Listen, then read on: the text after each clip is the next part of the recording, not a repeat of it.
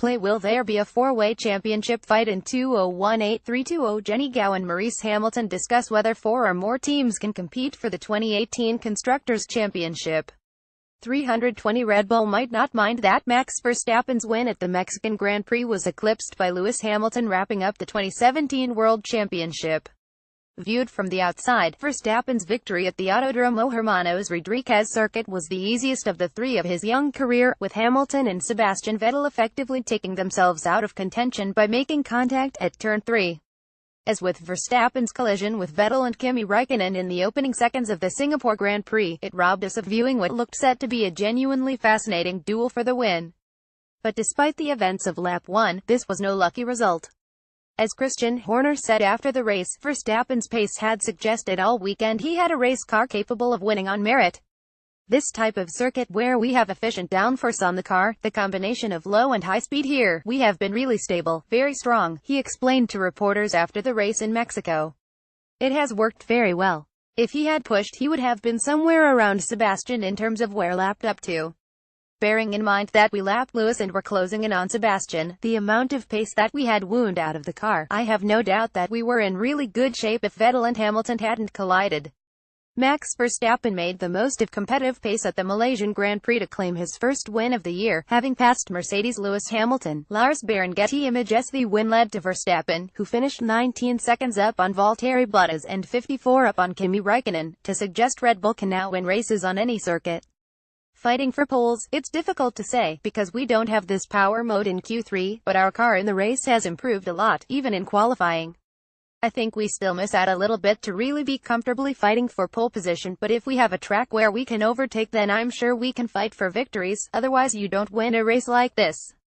On a weekend which saw Renault's engines struggle at the high-altitude Autodromo Hermanos Rodríguez, it was ironic that Red Bull showed what it could do with a clean weekend for its quickest car.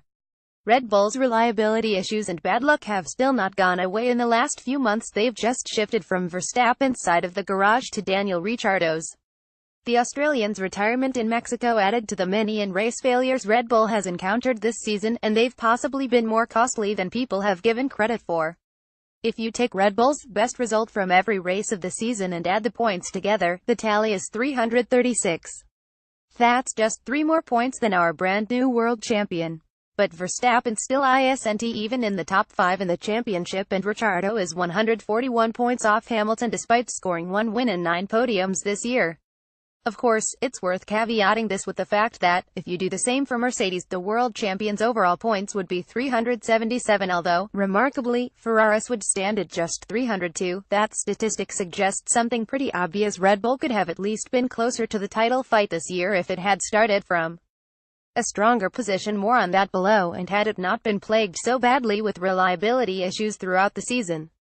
But F1 is a forward-looking sport, and there's good reason for Red Bull to be excited by its 2018 prospects after recent results. Unlike this season, which saw a radical shakeup of the regulations and forced teams to develop completely new concepts, 2018 will be an evolution, not a revolution, of a car which has looked to be the class of the field on a few Sundays recently. Red Bull will need to get on top of its reliability issues if it is to be a serious challenger in 2018. Clive Mace and Getty Image Sway have got regulation stability, so the lessons from RB13 will go into 14, Horner said. We are hopeful on the engine side that performance and reliability will improve. We have demonstrated we have a really competitive chassis since Hungary. If we can take these learnings into next year's car, we can start on a strong footing rather than the second or so we were off at the beginning of the year. But Red Bull can't just blame Renault for the fact it's not in the title fight. Correlation issues with Red Bull's wind tunnel at the start of this year left Red Bull on the back foot coming into F1's new age of faster, wider cars, meaning the team wasn't getting the performance it expected from certain car parts when the RB13 hit the track in Barcelona's pre-season tests. Coupled with the power deficiency of the Renault power unit inside the car, that meant the team started the season on the back foot, a long way behind the Mercedes-Ferrari battle for the title. As we saw in 2016, it took a good chunk of this campaign for the team to catch up properly. Red Bull has learned lessons from its recent past, which has seen it stick rigidly to its traditional strategy of leaving its launch date as late as possible before pre-season testing begins, maximizing development time, but having the adverse impact of reducing preparedness for actual track running. That second point was especially problematic for Red Bull when it discovered the issue with the numbers from its wind tunnel this year, meaning it struggled to complete full days while also not seeing the expected performance levels from the package it took to Barcelona. Will Max Verstappen be celebrating at the end of next season? Clive Rose. Getty Images. One of the most impressive parts of Mercedes' dominant years in the V6 turbo era is how prepared it has been ahead of every winter testing event, normally hitting the track immediately and piling up huge mileage. Though its engine remains a major strength, a big part of Mercedes' ability to stay ahead of its rivals in the last 4 years has been for its meticulous planning and how it has gone into every season with better mileage and therefore, a better understanding of its entire package than anyone.